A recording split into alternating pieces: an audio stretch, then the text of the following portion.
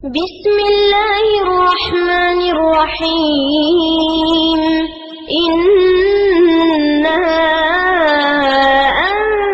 أنزلناه في ليلة القدر وما أدراك ما ليلة. السلام عليكم ورحمة الله وبركاته. கண்ணியத்திற்குரிய எல்லாம் வல்ல அல்லாஹ்வின் நல்லடியார்களே, நரகத்திற்கு அஞ்சு கொள்ளுங்கள் என்ற தலைப்பின் கீழ் இறுதியாக நாளை மறுமையில் இறைவன் தயாரித்து வைத்திருக்கிற அந்த நரக படுகொலி எவ்வளவு பயங்கரமானதாக இருக்கும் என்ற வர்ணனைகளை குறித்து நாம் பார்த்தோம். அதற்கு அடுத்தபடியாக இவ்வளவு கடுமையான நரகத்தை அஞ்சி அதற்குள் நாம் சென்று விடாதவாறு நம்மை தற்காத்துக் கொள்ள வேண்டிய கடமை ஒவ்வொரு மனிதருக்கும் இருக்கிறது.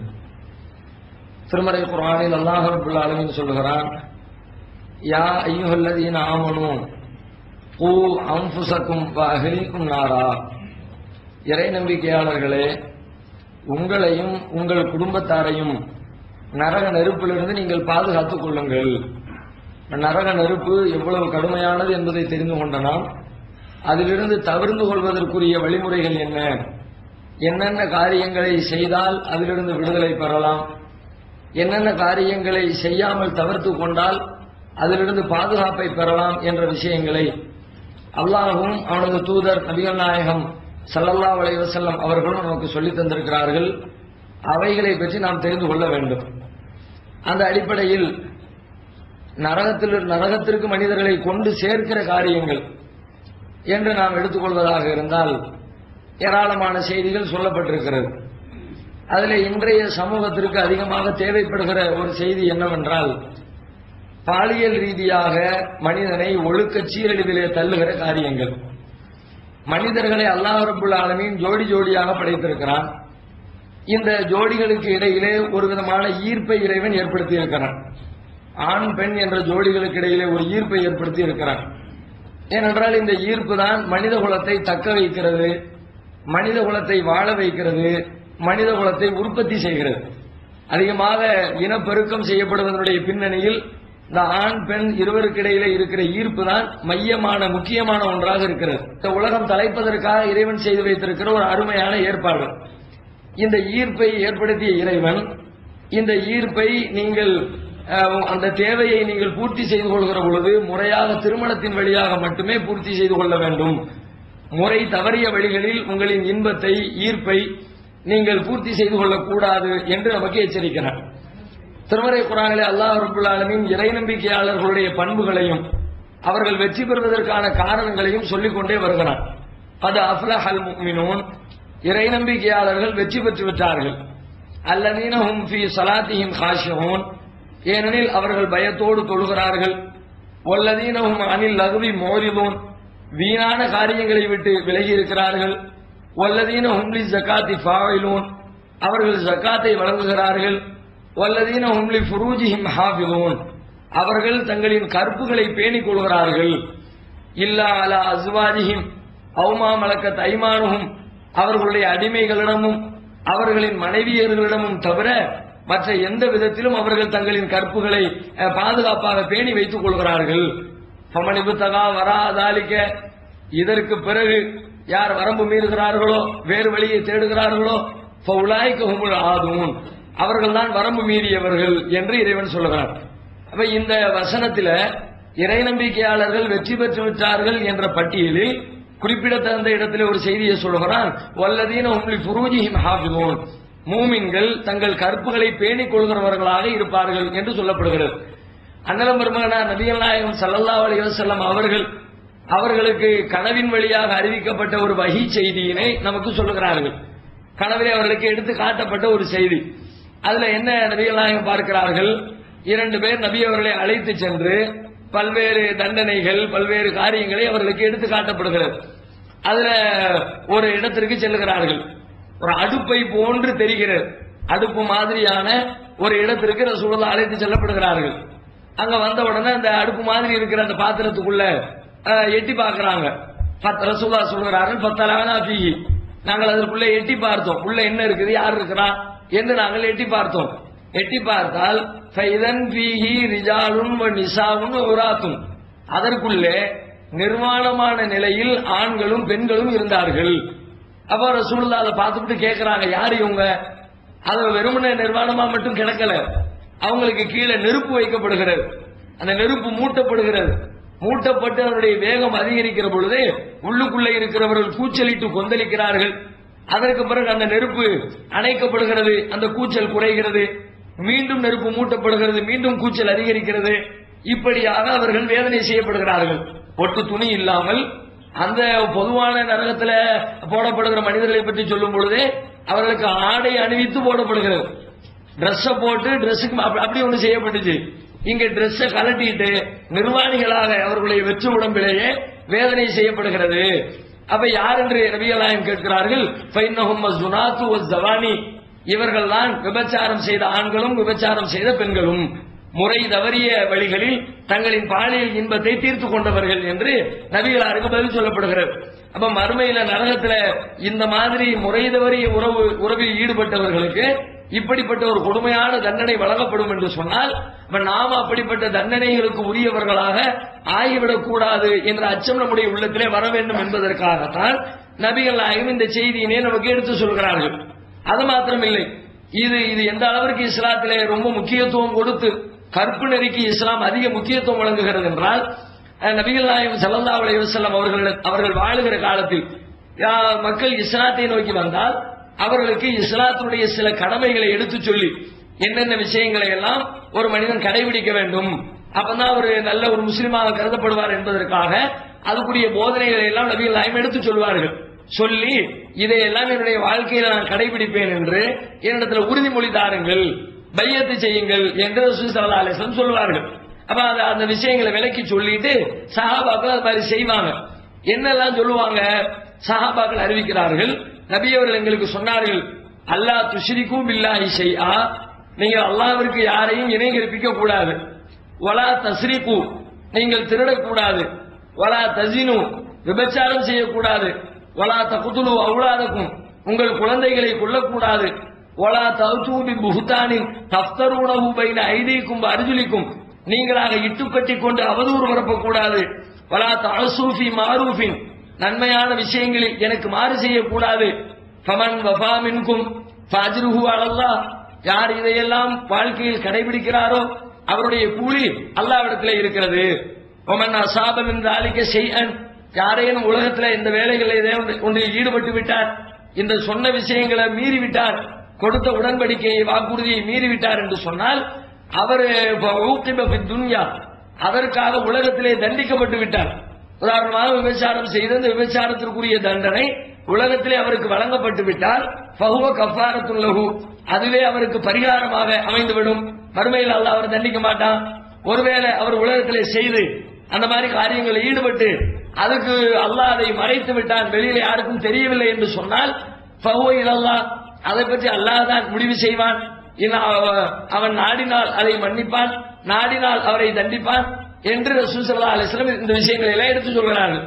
சொல்லி முடிச்ச உடனே சஹாபாக்கள் சொல்கிறார்கள், ஃபபாயஅனஹு அலா ذلك, இந்த விஷயங்களை எல்லாம் கேட்டுக்கொண்டு நாங்கள் நபிகளாரிடத்தில் உறுதிமொழி கொடுத்தோம், அல்லாஹ்வுக்கு இணை கற்பிக்க மாட்டோம், நாங்கள் திருட மாட்டோம், நாங்கள் எங்கள் குழந்தைகளை கொல்ல மாட்டோம் என்று இந்த மாதிரி உறுதிமொழி கொடுக்கிறார்கள்.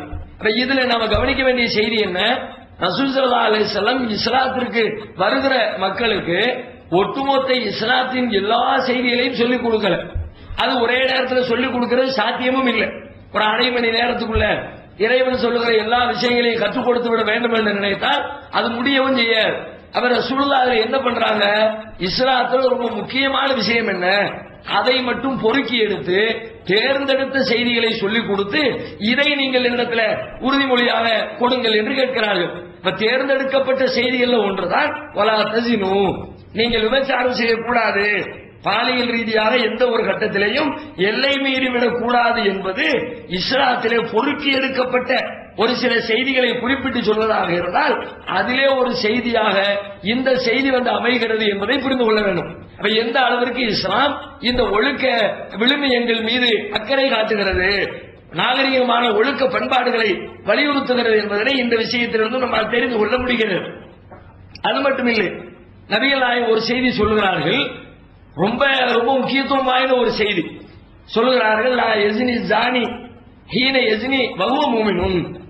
ஒருவர் இது மாதிரி விபச்சாரத்தில் ஈடுபடக்கூடியவராக இருந்தால், ஒரு ஆணோ ஒரு பெண்ணோ அவர்கள் விபச்சாரம் செய்கிற நேரத்தில் மூமின்களாக இறை நம்பிக்கையாளர்களாகவே அவர்கள் இருப்பது கிடையாது.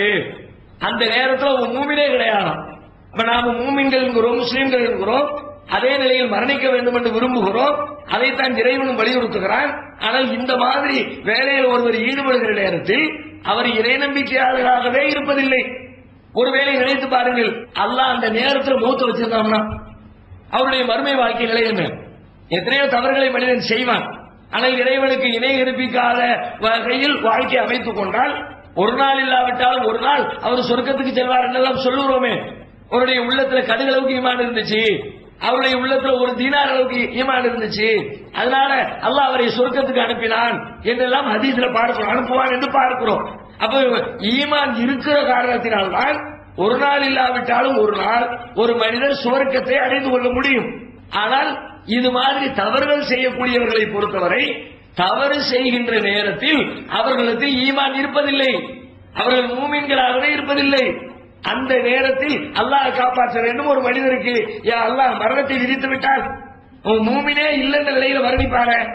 இதுதான் அவர் இஸ்லாம் என்று தன்னை சொல்லிக் கொண்டாரா? இதற்கு தான் இஸ்லாத்துடைய பல்வேறு கடமைகளை தன்னுடைய வாழ்க்கையில கடைபிடித்தாரா?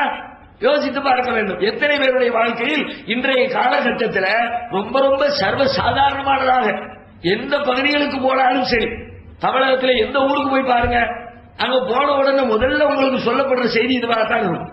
ஒரு கூட்டத்திற்காக வேண்டி சென்றாலும் என்ன செய்தி பேசணும், அது முதல் எதை சொல்றாங்களோ இது வந்துடும். இது இந்த குற்றங்கள் பேசப்படாத, இந்த குற்றங்கள் நடைபெறாத ஒரு சமூகத்தை பிரித்து பார்க்க முடியவில்லை. எந்த ஊருக்கு சென்றாலும் எந்த தெருவுக்கு சென்றாலும் எங்க போனாலும் இதே பேச்சு. அங்க அப்படி ஆயிடுச்சு, அந்த பக்கத்து வீட்டுல இப்படி ஆயிடுச்சு, இந்த தெருவுல இப்படி ஆயிடுச்சு, 4 பேர் போயிட்டாங்க, 5 பிள்ளைங்க ஓடி போயிட்டாங்க. இந்த மாதிரி பாலியல் ரீதியான தவறுகள் பெருகிக்கொண்டே இருக்கிறது. கடந்த காலத்தில் எல்லாம் நாம் கேள்விப்படாத அளவிற்கு சமூகத்திற்குள்ளே இந்த காரியங்கள் எல்லை மீறி இருக்கிறது என்பதனை சமீப காலங்களில் நாம் அதிகமாக கேட்டுக்கொண்டிருக்கிறோம். அப்ப நம்ம முஸ்லிம்களாக இருக்கிறோம், கூடுதல் கவனத்தோடு இந்த விஷயம் மறுமையில் நம்முடைய வாழ்க்கையை நரகத்திலே கொண்டு போய் தள்ள இருக்கிறது என்பதை உணர்ந்து ரொம்ப கவனத்தோடு செயல்பட வேண்டிய விஷயம் என்பதை புரிந்து கொள்ள வேண்டும். அதில் ஈடுபடக்கூடியவர்கள் கொஞ்சம் சிந்தித்து பார்த்தார்கள் என்று சொன்னார். ஒன்றே அல்லாஹ்வுடைய அச்சம், நரகத்தினுடைய பயம் ஒரு மனிதனை சீர்படுத்துவதற்கு போதுமானது. ஒருவேளை இது இல்லை என்று சொன்னால் கூட தனிப்பட்ட முறையில் யோசித்து பார்க்கட்டும். அவர் அந்த காரியத்தை செய்வதற்கு நியாயம் இருக்குமா என்றால் கண்டிப்பாக இருக்காது.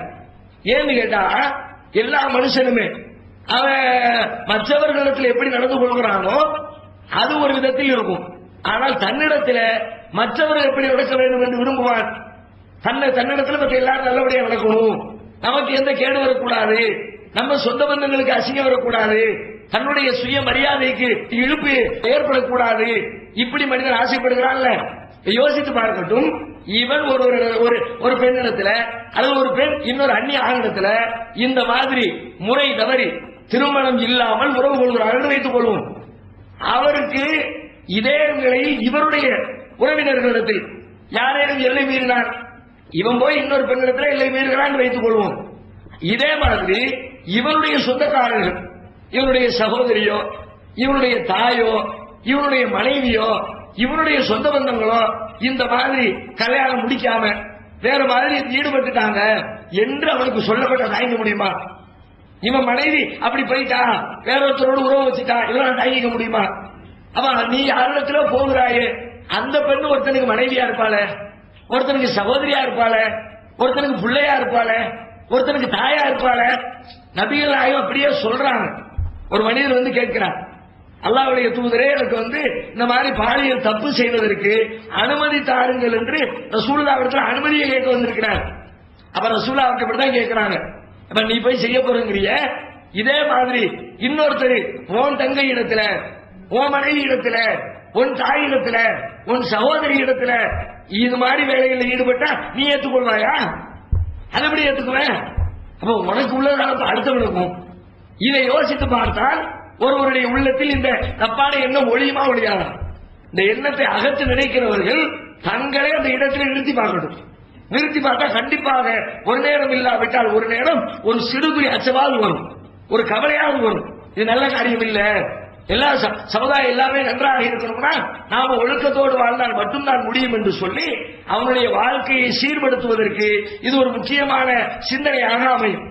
அது மட்டும் இல்லாமல் இந்த மாதிரி வேலைகளில் ஈடுபடக்கூடியவங்க எப்படி என்ன நோக்கத்தில் பல பேர் போறாங்கன்னு கேட்டா, இது என்ன வெளியே தெரியவா போகுது, நம்ம ரகசியமா தானே பண்றோம், யாருக்கும் தெரியாம தானே, அதுதான் பல பேரை இந்த வேலையில் ஈடுபட வைக்கிறது. சமுதாய அங்கீகாரத்தோடு யாரும் போறதில்லை. அந்த மாதிரி வேலை செய்ய எத்தனையோ தப்பு நடக்குது நாட்டில். பல தவறுகளை பார்த்தீங்கன்னா சமுதாயத்துடைய அங்கீகாரத்தோடு செய்யப்படுகிற தவறுகள் தான் இருக்கிறது. வரதட்சணை இருக்கிறது, அது ஒரு பெரிய கொடுமையான மார்க்கத்துக்கு முரணான சமுதாயத்திற்கு கேடு ஏற்படுத்துகிற ஒரு பெரிய தீமை தான். ஆனால் இது ஒழித்து மறைத்து செய்யப்படுறது கிடையாது. அது டிக்ளேர் பண்றாங்க, பெண் வீட்டில் எவ்வளவு வாங்கணும் மாப்பிள்ளை வீட்டுக்காரங்க சொல்றாங்க, நாங்க எவ்வளவு கொடுத்தோம் பெண் வீட்டுக்காரங்க சொல்றாங்க, அதுல பல பேர் பெருமையா கூட நினைத்துக் கொள்கிறார்கள். அது இது மாதிரி சில தீமைகள் இருக்கிறது, வெளிப்படையாக டிக்ளேர் செய்து செய்யப்படுகிறது. அதுல ஒரு பெரிய கேவலமோ உறுத்தலோ யாருக்கும் ஏற்படுவதில்லை. ஆனால் இந்த வேலையை செய்யக்கூடியவர்கள் இதை யாரேனும் பகிரங்கமாக செய்கிறார்களா, சமுதாய அங்கீகாரத்தோடு செய்கிறார்களா? எல்லாருக்குமே என்ன அதெல்லாம் வெளியே தெரியாது, இரவுலதாக நடக்குது, அக்கம் பக்கத்துல நடக்குது, யாரு பார்க்க போறா, யாருடைய கவனமும் இல்லாத நேரத்தில் அப்படித்தான் நம்ம தேர்வு எடுத்து அந்த நேரத்தில் போகிறோம். எனவே நாம இதில் மாட்டிக்கொள்ள மாட்டோம் என்ற எண்ணம் தான் பல பேர் இந்த தவறை செய்வதற்கு பின்னணியிலே இருக்கிறது. ஆனால் யோசித்து பாருங்க, நாட்டுக்குள்ள இந்த வேலையை செய்யறதுல 99.9% பேரு நாம மாட்டிக்க மாட்டோம், யாருக்கும் தெரியாது, இப்படித்தான் செய்யறாங்க. ஆனா எத்தனை வெளியில வருது, எத்தனை செய்தி பத்திரிகையில பாக்குறோம், எத்தனை செய்தி ஊர்ல சண்டி சிரிக்குது. அவங்களும் எப்படித்தான் நினைச்சாங்க, யாருக்கும் தெரியாது, ரகசியம், ஆளே இல்ல, தனிமையா இருக்கிறோம், அப்படித்தான் நினைச்சாங்க. அது வெளியே வந்து அசிங்கப்பட்டாங்களா இல்லையா? வெளியில வந்த பிறகு வந்து போய் கேட்டு பாருங்க, வெளியே தெரியாம இருக்கிற வரைக்கும் அது ஏதோ அவருக்கு ஒரு சுகமாக ஒரு இன்பமாக தெரிந்தது. சமுதாயத்தில் வெளிப்படையில் ஒரு கௌரவமாக நடமாடி கொண்டிருந்தார். இப்ப வெளியே தெரிஞ்ச பிறகு அவனுக்கு ஒரு புள்ள இருக்கும், புள்ள முன்னாடி தலை காட்ட முடியாது. 15 வயசு 17 வயசுல பையன் இருப்பான், பையன் முன்னாடி தலை காட்ட முடியுமா? அண்ணன் தம்பி முன்னாடி தலை காட்ட முடியுமா? பல பேரு இந்த மாதிரி வேலையை செஞ்சு அது வெளியில தெரிஞ்ச உடனே மற்றவங்க முகத்துல முழிக்க கூடாத, முழிக்க முடியாத, கேவலமா இருக்குமே என்று சொல்லி உயிரை தற்கொலை செய்து மாய்த்துக் கொண்டவர்கள் இருக்கிறார்கள். அப்ப இதை முதல்ல யோசிக்க வேண்டியதா? ஒருவேளை தெரிந்து விட்டால், தெரியாது நினைக்கிறீங்க, தெரிஞ்சிருச்சுன்னா அதுக்கு சாத்தியம் கூட இல்லை. எல்லாரும் அப்படித்தான் நினைச்சாங்க. உங்களுக்குள்ள எப்படி தெரியாது நீங்க நினைக்கிறீங்களோ, நேற்றைக்கு ஒருத்த மாட்டினால அவனும் அப்படித்தான் நினைச்சான், தெரியாதுன்னு நினைச்சான். அவங்களும் எப்படி தெரிஞ்சிச்சு? ஏதோ ஒரு சூழ்நிலையில மாட்டிக்கொள்வதற்கு வாய்ப்பு இருக்கிறது. இதை யோசித்து பார்த்தாலும் சமூகத்தில் ஏற்படக்கூடிய கேவலம், ஒரு அவமரியாதை, சுயநலத்திற்கு ஏற்படுகிற இழுக்கு, மற்றவர்கள் நம்மை அசிங்கமாக பார்ப்பார்கள் என்ற அச்ச உணர்வு, அது கூட ஒரு மனிதனை இந்த பாலியல் தவறில் இருந்து தடுப்பதற்கு ஒரு நல்ல சிந்தனையாக அமையும். அதையும் நாம யோசித்து பார்க்க வேண்டும். அப்ப இப்படி இந்த பாலியலை பொறுத்தவரை அதுல ரொம்ப கட்டுப்பாடாக எந்த அளவிற்கு ஒழுக்கத்தை நாம சிதைத்து விடாமல் வாழ முடியுமோ அதற்கான முயற்சிகளை நாம் மேற்கொள்ள வேண்டும். இப்ப இதுல கவனிக்க வேண்டிய செய்தி என்னன்னு கேட்டா, தப்பு செய்யக்கூடாது, பாலியல் ரீதியா எல்லை மீறக்கூடாது, கற்பை பாதுகாத்துக் கொள்ள வேண்டும். கற்பை எப்படி பாதுகாக்கிறது அப்படின்னு கேட்டா, அதை பத்தி படிச்சா அது எவ்வளவு பெரிய தப்பு அப்படின்னு தெரிந்து கொண்டால் உடனே அந்த தப்பை செய்யாம மக்கள் இருந்து விடுவார்கள் கேட்டால் அது போதுமானது கிடையாது. ஒருத்தர் ரொம்ப குர்ஆன் ஓதுறாரு, எப்ப பார்த்தாலும் சொல்லுகிறாரு, இறை நினைப்பிலேயே இருக்கிறாரு, ஏன்னா இந்த மாதிரி மார்க்க விஷயங்களை எல்லாம் அடிக்கடி கேட்கிறாரு, தப்பு செய்யக்கூடாது என்பதை நல்லாவே தெரிஞ்சு வச்சிருக்கிறாரு. இப்படி தெரிந்திருந்தால் மார்க்க காரியங்களில் ஈடுபாடு காட்டினால் அவர் தப்பு செய்யாம இருந்துருவாரா? அப்படி உத்தரவாதம் சொல்ல முடியாது. ஏன்னா பல பேர் அப்படித்தான் நினைக்கிறாங்க. பல வழக்குகள் நீங்க பாத்தீங்கன்னா, என் பிள்ளை அப்படி போயிட்டா பஞ்சாயத்து வரும், அம்மாவார் வந்து புலம்புவாங்க, என் பிள்ளை தஹஜ்ஜத்தெல்லாம் தொழுவாங்க, தஹஜ்ஜத்தெல்லாம் தொழுவ பிள்ளை ஓடி போயிட்டாங்க. அப்ப தஹஜ்ஜத்தெல்லாம் தொழுதால, பல விஷயங்களை தெரிஞ்சிருந்தால, ஏன்னு கேட்டா இந்த உணர்ச்சிகளை கட்டுப்படுத்துகிற இந்த விஷயத்தை பொறுத்த வரைக்கும் அறிவு மாத்திரமே, ஒரு மனிதனை குற்றத்திலிருந்து தடுத்து நிறுத்திவிடார். சில பேர் இருக்கலாம், அந்த மார்க்கத்தினுடைய சிந்தனை வந்துட்டுச்சுன்னு சொன்னாலே அதை வைத்துக் கொண்டே தற்காத்துக் கொள்ளக்கூடிய மக்கள் இருப்பார்கள். அது அரிதிலும் அரிதாக இருப்பார்கள். அதெல்லாம் ரொம்ப உறுதியான மக்கள், ரொம்ப இறைவன் மீது அச்ச உணர்வுல மூழ்கி திளைத்திருக்கிற மக்கள், அது மாதிரியான மக்களுக்கு தான் இந்த மாதிரி விஷயத்துல நெருப்பு மாதிரி விலக முடியும். மற்றவர்களை பொறுத்தவரை அவங்க எவ்வளவுதான் அறிவாளிகளாக இருந்தாலும் இந்த தவறு செய்வதற்குரிய வாய்ப்புகள் சூழ்நிலைகள் ஏற்பட்டு விட்டால் சரி விடுவார்கள். எல்லாரும் நம்ம சரகம் மாட்டேன்னு சொல்ல முடியாது. ஒரு பெரிய சறுக்கு வழுக்கு பாறை ஒன்று இருக்கிறது, மேல நடமாடிக்கிட்டு இருக்கிறோம் சமதளத்தில், பாறையில வழுக்கு பகுதியில சரிவு பகுதியில கால் வச்சா சரிகிடும். நம்ம கண்ணு முன்னாடி பல பேர் சரி விழுந்துகிட்டு இருக்கிறாங்க, நல்லா தெரியுது. நம்ம என்ன செய்யணும்? நம்ம அந்த பாறையில கால் வைக்காம நவுந்துட்டா நமக்கு சேஃப்டி. நான் ஸ்டடியா இருந்துருவோம்பா அப்படின்னு கால வச்சா அதுல எத்தனை பேர் தப்பிக்க முடியும்? பெரும்பாலும் தப்பிப்பவர்கள் குறைவு. ரசூலுல்லாஹ் கூட சொல்லுகிறார்கள். என்ன சொல்றாங்கன்னா, சில பேர் இருப்பாங்க ரொம்ப கட்டுப்பாடா இருப்பாங்க, அவங்களுடைய கட்டுப்பாடு இறைவனையே பிரமிக்க வைக்கிற காரணத்தினால் இறைவன் என்ன செய்கிறான்? அவர்களுக்கு சிறப்பு பரிசுகளை வழங்குவான். என்ன சிறப்பு பரிசு? நாளை மறுமையில சூரியன் மஹ்ஷர் பெருவெளியில் நீதிமன்றத்தின் விசாரணையின் பொழுது மிக மிக அருகாமையில் கொண்டு வந்து நிறுத்தப்பட்டிருக்கும். எங்கேயுமே நிழல் இருக்காது, சுட்டெரிக்கிற வெயில், கீழே பூமியினுடைய வெப்ப வேற கடுமையா இருக்கும். தங்களை பாதுகாத்துக் கொள்ள முடியாமல் வியர்வையில் மனிதர்கள் குளிப்பார்கள். அந்த நேரத்தில் சில மனிதர்களை தேர்ந்தெடுத்து அல்லாஹ் அவர்களுக்கு அவனுடைய இறை ஆசனமாக இருக்கிற அரிசிக்கு கீழே நிழல் கொடுத்து அமர வைப்பான். நபிகள் சொல்கிறார்கள், சபாத்துன் 7 பேர் இருக்கிறார்கள், யுதில்லுஹுமுல்லாஹு ஃபீ ظில்லிஹி யௌம லா ظில்ல இல்லா ظில்லுஹு. நிழலே இல்லாத அந்த நாளில் இறைவன் தன்னுடைய அரசுடைய நிழலில் அந்த 7 வகையான மனிதர்களை அமர வைப்பான். அந்த 7 பேர் பட்டியல் போட்டுக் கொண்டே வருகிற ரசூலுல்லாஹ் ஒரு இடத்துல சொல்லுகிறார்கள், ரஜுலுன், அதுல ஒரு மனிதர். அவர் யாரு? தலபத்து இம்ராத்துன், ஒரு பெண் அந்த மனிதனை அழைக்கிறார், தவறான காரியத்திற்காக வேண்டி ஆசைக்கு இணங்கி என்று அழைக்கிறார். அந்த நேரத்தில் நான் இணங்க மாட்டேன்னு மறுக்கிறார். இன்னி அகாஃபுல்லாஹ், நான் அல்லாஹ் பயப்படுறேன், அத முடியாது, நான் விலகிறேன் என்று சொல்லி இறைவனின் மீது இருக்கிற அச்சத்துல அந்த பெண்ணுடைய அழைப்பை அவர் புறக்கணிக்கிறார். இது இன்னைக்கு கூட பல பேர் புறக்கணிக்கலாம். ஆனால் ரசூலுல்லாஹ் என்ன சொல்றாங்க தெரியுமா? வெறுமனே ஒரு பெண் அழைக்கிறார் மட்டும் சொல்லல, லாத்து மன்சபின் ஜமாலின், நல்ல அழகு நிறைந்த ஒரு பெண், நல்ல கண்ணியம் நிறைந்த ஒரு பெண், அப்படிப்பட்ட பெண். ஏன்னா ஒண்ணுமில்லாத கூப்பிடுறா, ஒரு எய்ட்ஸ் நோயாளி கூப்பிடுறா, பாக்குறதுக்கு பங்கரையா இருக்கிறவங்க கூப்பிடுறா, தெருவில் பிச்சை எடுத்துக்கிட்டு அப்படின்னா போல வரவங்க பூரா மறுத்துருவான். சீச்சு போனா எய்ட்ஸ் வந்து செத்து போயிருவோம் வேண்டாண்டுருவான்.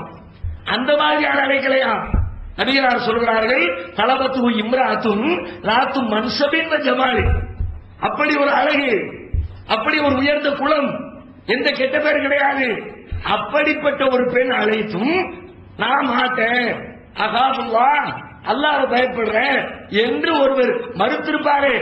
ஒரு ஆண் மறுத்தால் பெண்ணும் மறுக்கலாம். அந்த மாதிரியாக யார் மறுத்தார்களோ, விலகி கொண்டார்களோ, அவர்களுக்கு அல்லாஹ் அரிசிக்கு கீழே நிழல் தருவான்.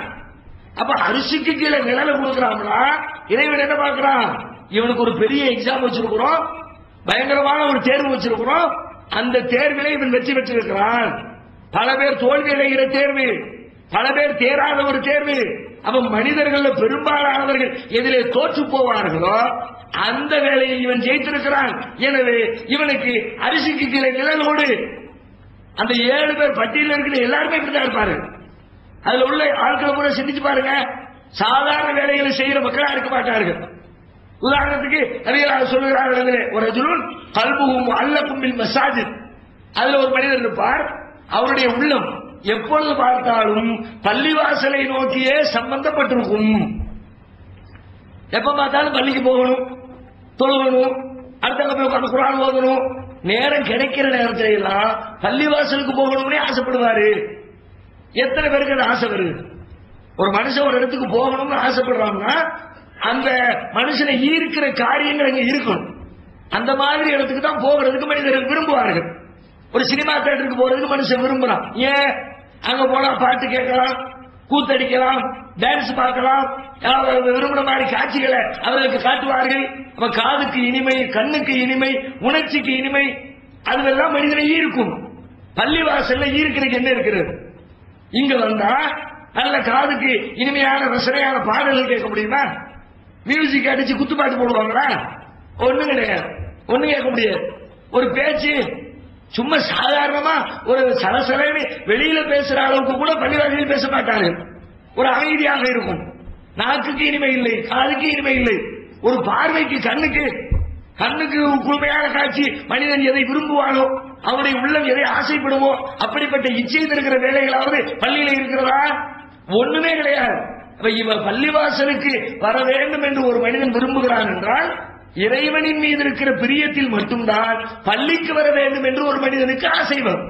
அவன் எப்பொழுது பார்த்தாலும் பள்ளிக்கு போகணும், பள்ளிக்கு போகணும், பள்ளிக்கு போகணும் என்று சொல்லி ஒரு மனிதனுடைய உள்ளம் ஆசைப்படுகிறது என்று சொன்னால் யாருடைய உள்ளமுமே ஆசைப்படலையே. எப்பட்டா பள்ளிவாசலை விட்டு வெளியே போகணும்னு ஆசைப்பட்டுச்சு. நம்மள கூட பாருங்க, டெஸ்ட் பண்ணி பாருங்க, கடைசியா வருவோம், முதல்ல போவோம். அப்படிதான் விரும்புறோம்.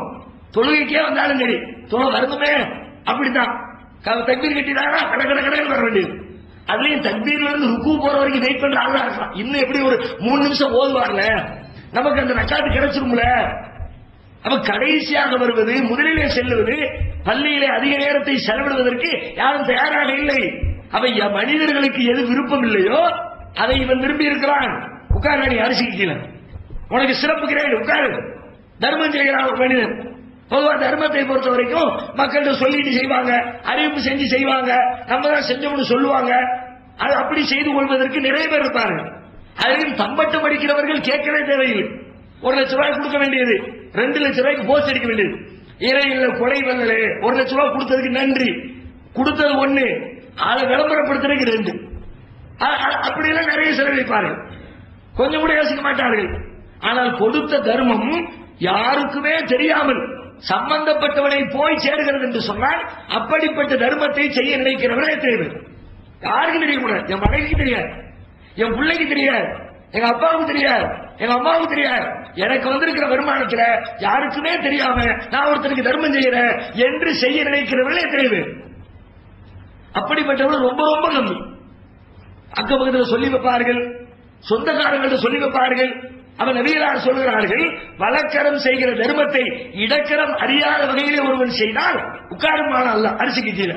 ஏன் எல்லாரும் செய்யறது இல்லையப்பா, அப்படி செய்யறது ரொம்ப பேர் யோசிச்சாங்களே, நீ செஞ்சுட்டு வந்திருக்கிற உட்காரு.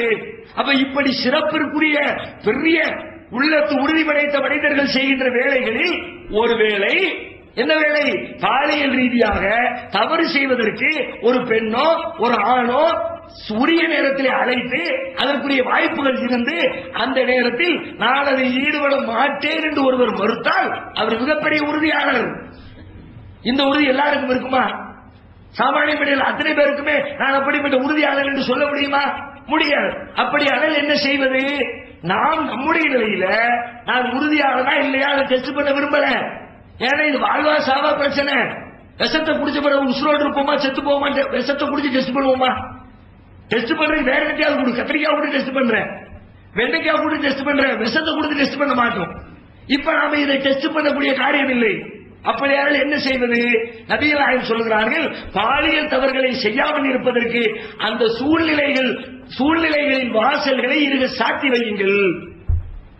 எதுவெல்லாம் ஒரு மனுஷன் பாலியல்ல தள்ளுமோ அந்த மாதிரியான வாய்ப்புகள் எதையுமே உங்களுக்கு நீங்கள் ஏற்படுத்திக் கொள்ளாதீர்கள்.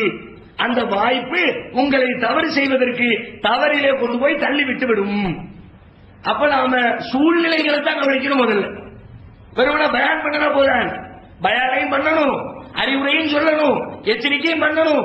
அந்த சூழல் இருக்குதா அப்படிங்கறத கவனிச்சு இருந்தால் அதை சாத்தி வைக்க வேண்டும். அதனால்தான் குர்ஆன்ல விபச்சாரம் செய்யாதீர்கள் என்று பல இடத்துல சொல்லுகிற இறைவன் ஒரு இடத்துல சொல்லுகிறான், வலா தக்ரபு ஸினா, விபச்சாரத்தின் அருகிலே கூட செல்லாதீர்கள், பக்கத்தில் கூட போயிடாத. இன்னொரு இடத்துல சொல்கிறான், வலா தக்ரபுல் ஃபவாஹிஷ மா ظهر منها وما بطن, வெட்கக்கேடான காரியங்களில் ரகசியமானதற்கும் வெளிப்படையானதற்கும் அருகில் கூட நெருங்கி விடாதீர்கள். அருகிலே நெருக்கி வைக்கிற காரியங்கள் என்று பல இருக்கிறது. அந்த காரியங்களை எல்லாம் செய்யாமல் இருந்தால்தான் விபச்சாரத்தை செய்யாமல் தவிர்க்க முடியும். இந்த காரியங்களை எல்லாம் செய்துவிட்டால் அந்த காரியத்தில் ஈஸியா வந்துடும். அப்ப இதுக்குரிய வேலைகள் அதில் சொல்ல நிறைய சொல்லலாம். அதுல என்ன, முதலில் இஸ்லாம் சொல்லுகிறது, ஒரு மனிதனை விபச்சாரத்தின்பால் தள்ளுவதற்கு மிக முக்கியமான காரணிகளில் ஒன்றாக இருப்பது அவருடைய பார்வை. மனுஷன் எதை பார்க்கிறானோ எதை கேட்கிறானோ அதுதான் அவனுடைய உள்ளத்துல பாதிப்பை ஏற்படுத்தும். பார்க்கிற விஷயங்களை தான் யோசிக்க ஆரம்பிப்போம், கேட்கிற விஷயங்களை வச்சுதான் சிந்திக்க ஆரம்பிப்போம். அப்ப பார்வை என்பது மனிதனுடைய உள்ளத்தை சரணப்படுத்துகிற மிக முக்கியமான ஒரு கருவி. எனவே பார்வையை கட்டுப்படுத்துங்கள். குர்ஆன் சொல்லுகிறது, குல் லில் முஃமினீன யகுல்லூ மின் அப்சாரிஹிம், மூமினான ஆண்களுக்கு சொல்லுங்கள் அவர்கள் தங்களின் பார்வைகளை பேணிக் கொள்ளட்டும். அடுத்த வசனத்தில் வகுல் லில் முஃமினாத்தி யகுல்லூன மின் அப்சாரிஹிம், மூமினான பெண்களுக்கு சொல்லுங்கள் அவர்களும் தங்களின் பார்வைகளை பேணிக் கொள்ளட்டும். பார்வைகளை பேணுங்கள். பார்வைகளை பேணுவது என்றால் கெட்ட விஷயங்கள், ஆபாசமான விஷயங்கள், இந்த மாதிரியான பாலியல் ரீதியான தவறு செய்யக்கூடிய காட்சிகள் இருக்கிற அதை பார்க்காதீர்கள். பாத்தீங்கன்னா திரும்ப திரும்ப பாப்பீங்க, பார்த்து கடைசியில் ஆளுமே விழுந்துருவீங்க.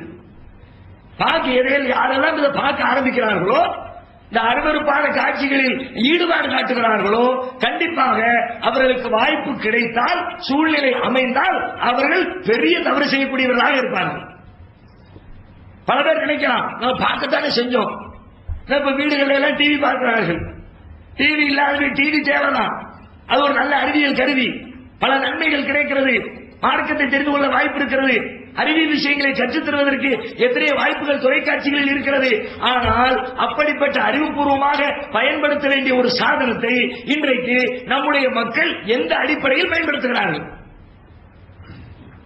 நம்முடைய விரல்கள் எந்த சேனலை அப்படி திருப்பிக்கிட்டே இருக்குது.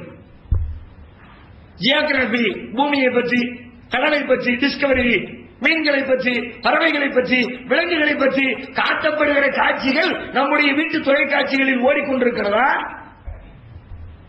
எந்த நேரம் போல என்ன ஓடுது? K TV, Raj TV, Jaya TV, Sun TV எல்லாம் முடிவு கட்டி வச்சிருக்காங்க. இந்த பய பூரா என்னது, தமிழ்நாட்டு மக்களை சிந்திக்கவே விடக்கூடாது. ஏதாவது ஒரு பாட்டை போடு, ஆட்டத்தை போடு, அப்படியே ஜோஷா உட்கார்ந்து இருக்கிற சேர்ல தட்டிக்கிட்டே தாள போட்டுக்கிட்டே அவன் மூளையை ஒண்ணுமில்லாம ஆக்கிடுவோம். நம்முடைய வீடுகளில் பார்க்கப்படுகிற காட்சிகளில் அதிகமான காட்சி என்ன காட்சி? சீரியல். சீரியல் என்ன எல்லாம் கேட்டுக்கிட்டுதான். ஒரு சீரியலாவது சமூக சீர்திருத்தத்தை மையப்படுத்தி புரட்சிகரமாக மூட நம்பிக்கை எதிர்த்து ஒண்ணு காட்டுங்க. இவன் அவளை எடுத்துட்டு போயிட்டான், அவன் இவளை எடுத்துட்டு போயிட்டான், இதுதான் பேச்சு. ஒரே கான்செப்ட். அந்த கான்செப்ட் இல்லாத ஒரு சீரியல் கிடையாது. எப்படி மறைமுகமா எப்படி இருக்கலாம், வெளியே தெரியாம எப்படி கொச்சி போடலாம், இந்த வேலைகள் மட்டுமே. இதை பார்க்கிறவனுக்கு இவனுடைய உள்ளத்தில் ஏற்படுமா படாது? இதே மாதிரி நம்ம வீட்டுல போலாம் போல இருக்க பக்கத்து வீட்டுக்கு, அதெல்லாம் ஏற்படாதுன்னு சொல்ல முடியாது. ஏற்படுத்த மனுஷன் தானே, நம்ம என்ன மிஷினா? எதை பார்க்கிறோமோ அது நம்மை பாதிக்கும். நான் பார்க்க பாதிக்காது அப்படின்னு மனுஷனே இல்லை.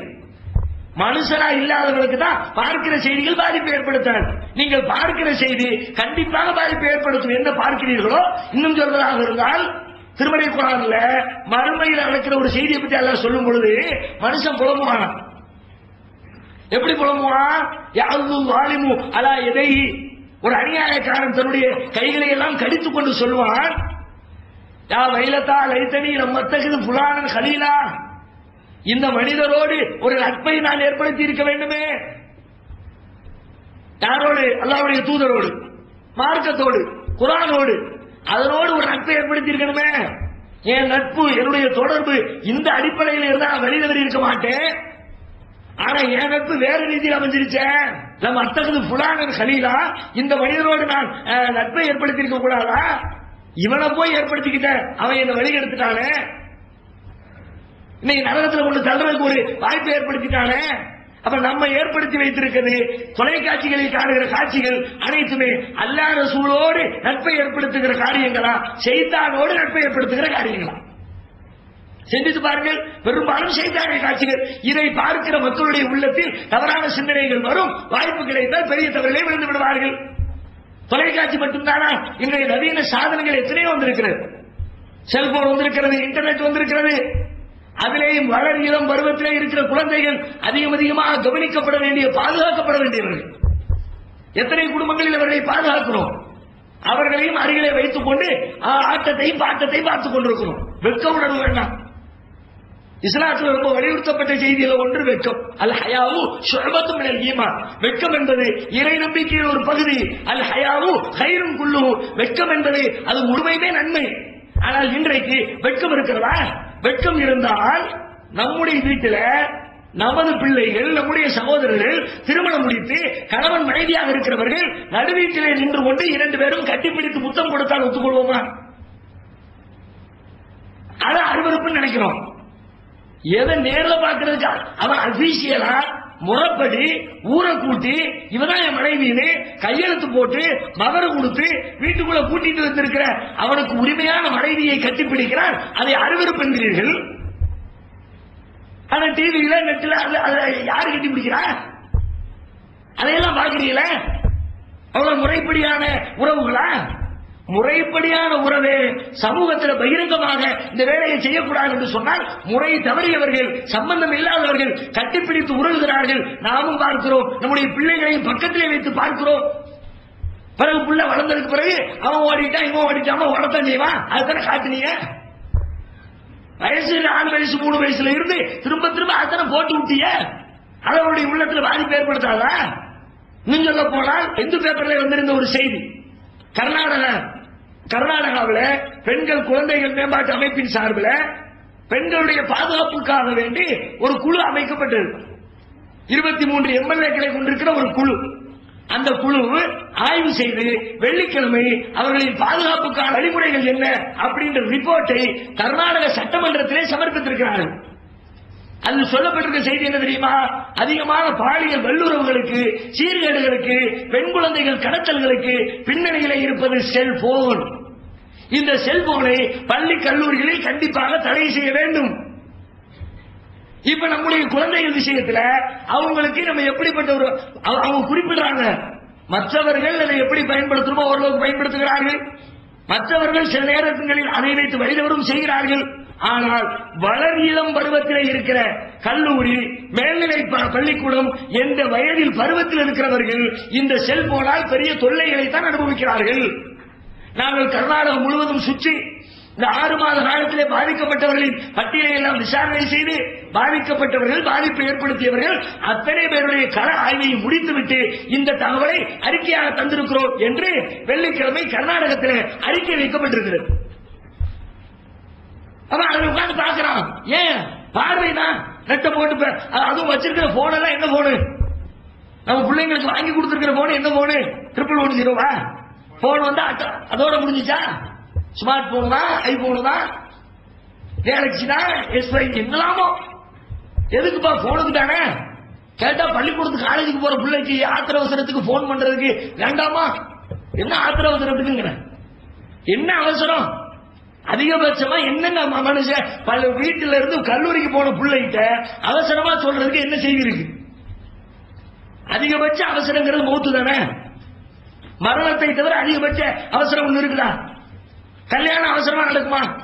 புள்ள காலேஜுக்கு போயிட்டான் 10 மணிக்கு, 11 மணிக்கு மாப்பிள்ளை வீட்டுக்கு ஆரம்பம். அவன் தங்கச்சிக்கு போனது 12 மணிக்கு கல்யாணம் இருக்குது. உடனே போன போட்டு அக்கால வர சொல்லு. நடக்க போறது இல்லை. அது புள்ள பிறக்க போறா திடீர்னு.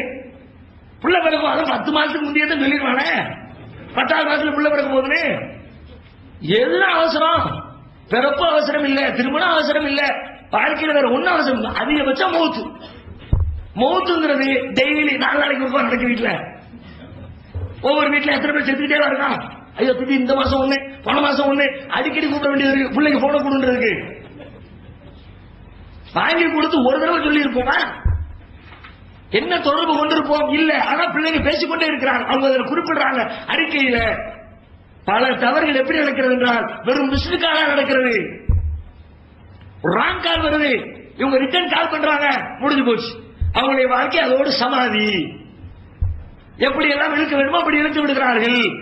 அப்ப இந்த பார்வை, பேச்சு, இது மனுஷனை பாலியல் ரீதியாக வழி தவறு செய்வதற்கு ரொம்ப முக்கியமான காரணி. பல வீடுகள்ல மேல் படிப்பு படிக்கிற குழந்தைகளுக்கு பிள்ளைகளுக்கு இன்டர்நெட் வசதி செய்து கொடுத்திருக்கிறார்கள். நான் வேண்டாம்னு சொல்லல, செஞ்சு கொடுங்க. அது எப்படி செஞ்சு கொடுத்துருப்பாங்க தெரியுமா? பிள்ளைக்கு படிக்கிறதுக்கு படிக்கிற ரூம், ஸ்டடி ரூம் சொல்லிட்டு அது ஒண்ணு. அவன் பிரைவேசியா படிக்கணும் பிள்ளை, அப்பதான் நிறைய மார்க் வாங்குவான். அங்க ஒரு கம்ப்யூட்டர் வச்சிட வேண்டியது, அங்க ஒரு இன்டர்நெட் கொடுக்க வேண்டியது, முடிஞ்சிச்சு அவ்வளவுதான். பிள்ளை என்ன படிச்சா செக் பண்ணி பார்ப்போம். ஹிஸ்டரி எடுத்து அந்த சர்ச் பண்ணிருப்பாங்க, சர்ச் இன்ஜின்ல கூகுள்லயா யாகுலயா இன்டர்நெட் எக்ஸ்ப்ளோர்லயா போய் ஹிஸ்டரி எடுத்து ஒரு மாச காலத்துல பிள்ளை என்னத்தையெல்லாம் படிச்சா பாருங்க, எல்லாம் பலால வெப்சைட்லயா படிச்சிருப்பான். ஏன் அவ்வளவு வாய்ப்பு அதுல கொட்டி கிடக்கிறது? அவனுடைய பருவம் பேரு அவனை திசை திருப்ப வைக்கிறது. இந்த நேரத்தில் ஒரு பிரைவசியான வாய்ப்பை ஏற்படுத்தி கொடுத்து பாடுறா ராசா பாருன்னா பார்த்துக்கிட்டே தான் இருப்பான். பெரியவங்களா இருக்கிற பல பேருக்கு கோபம் வருது, கோபம் வர்றது நியாயம். ஆனால் நீங்க எப்படி சிந்திக்க வேண்டும்? நம்ம பிள்ளை ரொம்ப நல்ல பிள்ளை, நம்ம பிள்ளை ரொம்ப ஒழுக்கமான பிள்ளை, ஓகேதான். நீங்க அந்த வயசுல ஒழுக்கமா இருந்தீங்களா? நீங்க 8 அடி தான் பிள்ளை 16 அடி பாய்வாங்கல்ல, அந்த புத்தியா இருக்க வேண்டாம். இன்டர்நெட் வேணுமா வாங்கி கொடுங்க, வேண்டாம் சொல்லல. நடு வீட்டுல வைங்க, ஹால்ல வைங்க, போறவங்க வர்றவங்க எல்லாரும் பாக்குற மாதிரி வைங்க. தனியா ரூம் இருக்குங்கிறேன். அப்ப இந்த பார்வை கெடுக்கும். இன்னும் சொல்வதாக இருந்தால் ரொம்ப அற்புதமான ஒரு செய்தி திருமறை குர்ஆன் சொல்லுகிறது. பார்வை எந்த அளவிற்கு மனிதனை சீரழிக்கும் என்றால், சின்ன சின்ன குழந்தைங்க இருக்கிறாங்கல்ல, அதாவது பருவம் அடையாத குழந்தைகள், அவங்களுக்கு ஒரு சட்டத்தை அல்லாஹ் சொல்றான். ஒரு வீட்டுக்குள்ள வரும்போது யாரும் பெர்மிஷன் கேட்டு தான் வரணும். ஏன் பெர்மிஷன் கேட்கணும்? அதுக்கு ரசூலுல்லாஹ் காரணம் சொல்றாங்க. கண் இருக்குல்லப்பா, பார்வை இருக்குல்ல, அதனாலதான் பெர்மிஷன். கண்டகளை உள்ளுக்குள்ள பல பேர் பல மாதிரி இருப்பாங்க. வீடுன்னா வீடே ஒரு பிரைவேசி. நீ வீட்டுக்குள்ள பெர்மிஷன் கேட்காம எட்டி பார்த்தா யாரும் எட்டி பார்க்க கூடாதுன்னா வீடு கட்டி கூடி இருக்கிறான். இல்லாட்டி பிளாட்பாரத்துல துண்டு வச்சு படுத்துருவாங்க. வீட்டுக்குள்ள அவன் இருக்கிறாங்கன்னா பெர்மிஷன் கேட்டு பாரு. கணவன் மனைவி இருப்பாங்க, புதுமண தம்பதிகள் இருப்பாங்க, பல்வேறு விதத்து பெண்கள் உபரியான ஆடைகளை கலந்துட்டு இருப்பாங்க. நீ பேசாம எட்டி பார்க்கறாங்க, பெர்மிஷன் வாங்கு. இன்னமா ஜுஇலல் இஸ்திரானு மின் அஜலில் பஸர், இந்த பார்வை இருப்பதுதான் அனுமதி கேட்க வேண்டும் என்ற சட்டமே போடப்பட்டிருக்கிறது. ஒரு தடவை ரசூலுல்லாஹ் வீட்டுல இப்படிதான் ஒருத்தர் எட்டி பார்த்தார். ரசூலுல்லாஹ் அந்த சிக்கு எடுக்கிறதுக்கு ஒரு யூஸ் பண்ணுவாங்கல்ல பெண்கள், ஈர்வழி, அந்த மாதிரி ஒரு குச்சி வச்சு முடிய சிக்கு எடுத்துட்டு இருக்கிறாங்க. அவர் பார்க்கிற ரசூலுல்லாஹ் பார்த்துட்டாங்க. ரசூலுல்லாஹ் சொல்றாங்க, லவ் ஆலமு அன்னக தந்துரு, நீ மட்டும் இந்த மாதிரி ஆளு, அதாவது இந்த மாதிரி வீட்டுக்குள்ள எட்டி பார்க்கறவங்க எனக்கு முதல்ல தெரிஞ்சிருந்துச்சுன்னு வச்சுக்க, லதஅன்து பிஹி ஃபி ஐனிக, உன் கண்ணை குத்திடுவேன் வச்சு. எங்க எட்டி பார்க்கற? வீட்டுக்குள்ள பெர்மிஷன் கேட்டுட்டு பாப்பியா? பெர்மிஷன் கேட்காம பாக்குற? பெர்மிஷன் என்பது பார்வைக்கு தான். இப்ப அல்லாஹ் சொல்றான், சின்ன பிள்ளைங்க, பருவ வயது அடையாத பிள்ளைங்க, அவங்க உங்களை சுத்தி சுத்தி வருவாங்க, அது ஒண்ணும் பிரச்சனை கிடையாது. அந்த பிள்ளைங்களா இருந்தா கூட, யா அய்யுஹல்லதீன ஆமனு லியஸ்தஅதின்குமுல்லதீன மலக்கத் ஐமானுக்கும் வல்லதீன லம் யப்லுகுல் ஹுலும மின்கும் ஸலாஸ மர்ராத், அந்த மாதிரி குழந்தைகளா இருந்தா கூட 3 நேரங்களில் உங்களிடத்திலே வருகிற பொழுது அவர்கள் அனுமதி கேட்டு விட்டு தான் வரணும். 5 வயசு புள்ள வீட்டுக்குள்ள வர சட்டம் சொல்றாங்க. 5 வயசு புள்ள வீட்டுக்குள்ள வரணும்னா 3 நேரத்துல பெர்மிஷன் கேட்காம பிள்ளை உள்ள விடாது, பழக்கப்படுத்தாங்க. சொல்லி விடு, பக்கத்து வீட்டுக்கு அனுப்புறீங்களா? பல பேர் இந்த கணவன் மனைவி ரூமுக்குள்ள அனுப்புவாங்க. பெரியவங்க போறதுக்கு வைக்கப்பட்டுட்டு எனக்கு சங்கோதமா இருக்கும், நல்லா இருக்காது, சின்ன பிள்ளைங்க விவரம் தெரியாத பிள்ளை அனுப்பி விட்டு பேசுவோமே. மார்க் என்ன சொல்லுது? விவரம் தெரியாத பிள்ளை அனுப்பி விட்டு விவரம் தெரியாதவன் விவரத்தை உண்டாக்கிறார். அவன் தெரியாம தான் இருக்கான், நீ கெடுத்து விட்டுறாங்க. 3 நேரத்துல உள்ள அனுப்பும் போது கவனமா அனுப்பு, அனுமதி கேட்கத்தான் வேண்டும். என்ன நேரம்? மின் கபலி ஸலாத்தில் ஃபஜ்ரி, ஃபஜ்ர் தொழுகைக்கு முன்னால், ஃபஜ்ருக்கு முன்னாடி நேரத்தில் வீட்டுக்குள்ள உள்ள பெர்மிஷன் கேட்டுக்கலாம். வெளியில புள்ள உள்ள வந்துட்டாங்க, திரும்ப அனுப்புங்க. கடுகடுத்துன்னு சொல்ல தேவையில்லை, பழக்கப்படுத்துங்க. 5 வயசு புள்ள, 6 வயசு புள்ள, 7 வயசு புள்ள விவரம் தெரியாது. இல்லப்பா இப்படி வரக்கூடாது, பெர்மிஷன் கேட்டுதான் எங்கேயுமே போகணும், நம்ம வீடா இருந்தாலும் சரி, அண்ணன் வீடா இருந்தாலும் சரி, அப்படிதான் அல்லாஹ் சொல்லி இருக்கிறான் அப்படின்னு சொல்லி வெளியே நிக்க வச்சு 2 தடவை பாடம் நடத்துங்க. அல்லாஹ் சொல்றான், மின் கபலி ஸலாத்தில் ஃபஜ்ர், ஃபஜ்ர் தொழுகைக்கு முன்னால், வஹீன தலாவுன சியாபக்கும் மினல் ரஹீரா, அது மாதிரி நண்பகல் நேரத்தில் உங்களுடைய உபரியான ஆடைகளை கரைந்து விட்டு ரெஸ்ட் எடுப்பீங்களே அந்த மாதிரி நேரம். மின்பாதி ஸலாத்தில் இஷா, இஷாவுடைய தொழுகைக்கு பிறகு, இஷாவுக்கு பிறகு வந்தாலும் கவனமா வர சொல்லு. ஏன்னா எப்படி இருப்பேன்னு சொல்ல முடியாது. ஃபஜ்ருக்கு முந்தி வந்தாலும் நீ எப்படி இருப்பேன்னு சொல்ல முடியாது. மதிய நேரத்தில் ரெஸ்ட் எடுக்கிற நேரத்தில் வந்தாலும் ஓம் கோலம் கந்தர கோலமா இருக்கும்னு தெரியல. அதனால பிள்ளைங்களை நீ கெடுத்துடக்கூடாதுப்பா, பெர்மிஷனோட பிள்ளை உள்ள அனுப்பு. அவன் பார்வை டேஞ்சர் பார்வையா, பெரியவன் பார்வை டேஞ்சர் சொல்லலாம். இவன் பார்வை டேஞ்சரா? இவன் பார்வை டேஞ்சர் இல்லப்பா, இவன் பார்வை நீ டேஞ்சர் ஆக்கிடுவ. அதனால பிள்ளைக்கு பெர்மிஷனை கேட்கிற பழக்கத்தை ஏற்படுத்து, மற்ற நேரத்தில் பிரச்சனை இல்லை என்கிறான் இறைவன். அப்ப இந்த அளவிற்கு பார்வை சிறு குழந்தையாக இருந்தால் கூட அவனது உள்ளத்தையும் பாதிப்பதற்கு வாய்ப்பு இருக்கிறது என்று சொன்னால், இந்த மாதிரி காட்சி அவன் பார்த்தவன என்ன செய்வான்? 6 வயசு புள்ளவான் என்னமோ உள்ளுக்குள்ள உள்ளுங்க வெளியே போய் என்ன பேசுவான்? அவன் ஃப்ரெண்ட்ஸ் வட்டாரத்தில் என்ன பேசிக்குவான்? என்னன்னு தெரியல, நாளைக்கு போய் பார்க்கணும்டா. அவனுக்கு தெரியாது, தெரிஞ்சுக்க ட்ரை பண்ணுவான், வேலை வம்பு. அப்ப இந்த அளவிற்கு பார்வை கெடுக்கிற காரணத்தினால் சிறு குழந்தைகளுக்கு சட்டம் இயற்றப்பட்டிருக்கிறது என்று சொன்னால், அப்போ விபச்சாரத்தில் தள்ளுறதுல முக்கியமான காரணி இந்த மாதிரி பார்வையை கட்டுப்படுத்த தேவையில்லை. பார்க்க மாட்டேன், கெட்டதை பார்க்க மாட்டேன், பார்க்கிற சூழல் வந்தா கூட உடனே கண்ணை கீழே போட்டுக்குவேன், தலையை திருப்பிக்குவேன் என்று முடிவெடுங்க. இந்த மாதிரி காட்சிகள் நேரத்தை செலவழிக்க மாட்டேன், செலவு அழிச்சால் கேடுதான். அடுத்து என்ன? இந்த விபச்சாரத்திலே தள்ளுவது தனிமை. அந்நிய ஆணும் அந்நிய பெண்ணும் தனித்திருந்தார் கண்டிப்பாக அது உங்களை கொண்டு போய் தள்ளிவிடும் பெரிய பாவத்தில். இல்ல நாங்களா ரொம்ப கட்டுப்பாடா, என் புள்ள மாதிரி இல்ல, என் தங்கச்சி மாதிரி இல்ல, மாதிரி தான்ப்பா, ஒரிஜினல் இல்ல தானே. இஸ்லாத்துல டூப்ளிகேட்டுக்கு வேலை கிடையாது, ஒரிஜினலுக்கு மட்டும்தான் வேலை. ரவுண்டு மாதிரி எல்லாம் இருக்கக்கூடாது, அண்ணன் மட்டும்தான் இருக்கணுமே, அண்ணன் மாதிரி இருக்கக்கூடாது. அக்கா மட்டும்தான் இருக்கணுமே தவிர அக்கா மாதிரி இருக்கக்கூடாது. தகப்பம் மட்டும்தான் இருக்கணுமே தவிர தகப்பம் மாதிரி இருக்கக்கூடாது. ஏன்? மாதிரிகளால் ஏற்பட்டிருக்கிற கேடுகள் என்ன? டெய்லி பேப்பர்ல சந்திச்சிருக்கு. எல்லாம் எப்படி? அக்கா மாதிரி, தங்கச்சி மாதிரி, புள்ள மாதிரி, கடவுள் மாதிரி, பக்தி மாதிரி, எத்தனை எல்லாம் மாதிரி தானே. அடிச்சு நோக்கிக்கிட்டு இருக்கானோ கர்நாடகாவில். நீ காலி பண்ணு, கர்நாடகத்துல இருக்காது, கிளம்பு. கதவை திற, காற்று வரும்னு ஊர் ஊரா போய் பேசிட்டு இருந்த. திடீர்னு ஒரு நாள் கதவை திறக்கிறான், உள்ள வெளியே நடந்துச்சா இல்லையா? நடக்கத்தான் செய்யும். தனிமை மனுஷனை கெடுக்கும். அப்ப இந்த அழகா சொன்னாங்க, ஒரு பெண் மாத்திரம் தனித்திருக்கிற இடத்திலே நீங்கள் செல்வதை விட்டும் உங்களை நான் எச்சரிக்கிறேன். போகக்கூடாது. ஒரு ஆம்பளை மட்டும் இருக்கிறது, ஒரு பெண்ணு மட்டும் வரக்கூடாது.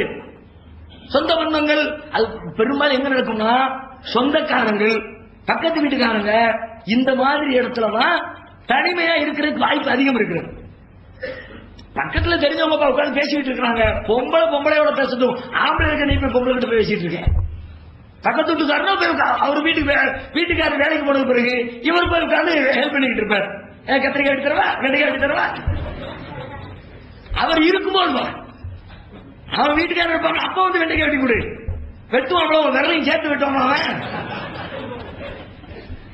அப்ப இந்த சொந்தங்களின் பெயரால், நட்பு வட்டாரத்தின் பெயரால், அக்கம் பக்கத்து வீடுகளின் பெயரால் தனிமை அதிகமாக ஏற்படுத்தப்படுகிறது. இது டேஞ்சரு. இன்னும் சொல்ல போனா நிறைய தவறு நம்ம நாட்டில் நடைபெற்ற நிறைய புள்ளி விவரங்கள் என்ன செய்தி சொல்வது தெரியுமா? இந்த மாதிரி பாலியல் ரீதியான தப்பு எங்க நடந்துச்சுன்னா, தெரியாத மனிதர்கள் வழியாக நடக்கல, தெரிந்தவர்கள் பழகியவர்கள் வழியாகத்தான் அதிகம் நடந்திருக்கிறது. நம்ம வீட்டில் இருக்கிற குழந்தைகள், ஒரு புள்ளி விவரம் சொல்லுகிறது, இந்தியாவில் இருக்கிற பெண் குழந்தைகள்ல 3% 3 பேர் இருந்தா 2 பேர், கிட்டத்தட்ட 58%, 60க்கு நெருக்கமானவர்கள். 3 பெண் குழந்தைகள் பாலியல் துன்புறுத்தலுக்கு ஆட்படுத்தப்பட்டிருக்கிறார்கள். அதிலே 99.9% அறிந்தவர்களால் மட்டுமே நிகழ்த்தப்பட்டிருக்கிறது. நம்ம மனசுல ஒரு இனம் புரியாத ஒரு கற்பனை வளர்த்து வச்சிருக்கிறோம். என்ன கற்பனை தெரியுமா? தப்பு தண்டாலாம் இவ்வளவு தெரியாதுன்னா பக்கத்து வீட்டுக்காரங்களே அப்படியே ரொம்ப நம்பிடு. நீங்க நம்புங்க, வேணாம்னு சொல்லல, இதுல நம்பாது. இதுல உங்களையே நீங்க நம்ப கூடாது மார்க்கம் சொல்லுது, என்னையே நான் நம்ப கூடாது தானே என் சூழ்நிலையை மாத்த சொல்லுது. எனக்கே நான் கேரண்டி கொடுக்க முடியாது, அது என்ன என் அண்ணனுக்கு, என் பக்கத்து வீட்டுக்காரருக்கு, என் சொந்தக்காரருக்கு, இதுல யாருக்கு நீ கேரண்டி கொடுக்காத. யாரா இருந்தாலும் வாய்ப்பு அமைந்து விட்டால் தவறி விடுவார்கள். இன்னும் சொல்ல போனால் அக்கம் பக்கத்துல போய் உட்கார்ந்து தனியா பேசினா கூட யாரும் கேள்வி கேட்க மாட்டான். வாய்ப்பு ரொம்ப ஈஸி. வெளியில இருந்து வரணும்னா கூட வேலையா தாண்டி ஒருத்தன் வர்றான்னு வச்சுக்குவோம்.